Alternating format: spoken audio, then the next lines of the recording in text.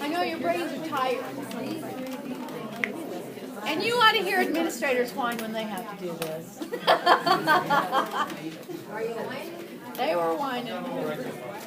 Got them all right so far?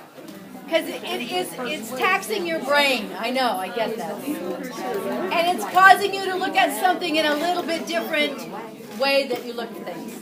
But my goal for you here today is these are actual core standards. I'm not making these up. And then when you look at them and you read them and you don't understand what they mean, how do you know what level of cognitive complexity that they are? And after we take a break, we're going to do some more, but we're going to let you split it up. You're going to have choices of the ones you want to do based on what your level of teaching and what your content area is, okay? And they're a little bit simpler. But you need practice at these because your assignment will be to do more. And then tomorrow you're going to be asked to bring in your units, your lesson plans. You bring in what you want to, and you're going to, with your team, plot what you do. And not just your instruction, but you have to align it with a standard or an objective and with an assessment. How do you assess it? And we'll practice doing that as well. So let's look at number 6 real quickly. This one has all kind of verbs in it. Use variables, write expressions, understand. Where do you think this fits? First of all, what kind of knowledge are we talking about here with using variables and mathematical problems and understanding it? What kind are we talking about? What kind of knowledge do you think? Conceptual? Anybody think it's procedural? Those are the two most common responses depending upon how you think of it first. Are you thinking about teaching procedures for this, or are you going right to this as a concept that I'm going to teach? See what I mean?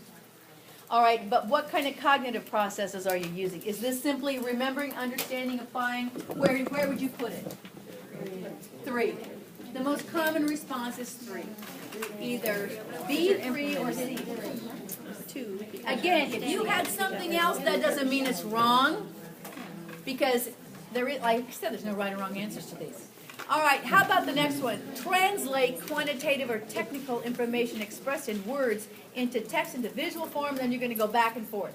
What are you doing there? What are you having kids do? Interpret.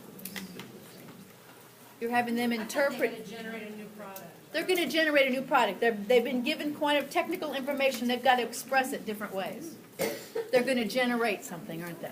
Didn't you use generate? Yeah. Somebody did. I'm sorry, what? Are they changing One form of representation to the other. Right. That's what they're doing. They've got it, and they have to do it multiple ways, don't they? Back and forth. So if they're doing that, what kind of knowledge is that? It's a 2. The cognitive process is probably 2. And what kind of knowledge dimensions? What kind of knowledge are we talking about? Information expressed in words, visual form. B. Most common response is B2.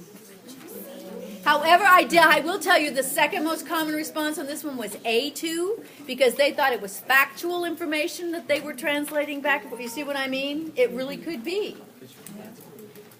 All right, one more and then you take a break. Anybody know what a polynomial is? I looked it up. I can't remember. Okay, math people, understand that polynomials form a system, I never could say that word, analogous to the integers, namely they are closed, blah, blah, blah, blah, blah, blah. Please, someone help me with this one. I know what it's supposed to be, but I don't understand. Anybody got a B2? Anybody got a C3? Well, bazinga! You have the most common responses. B2 is the most common. All right, now because your brain is fried, take a break. I'll see you back here at 2:15.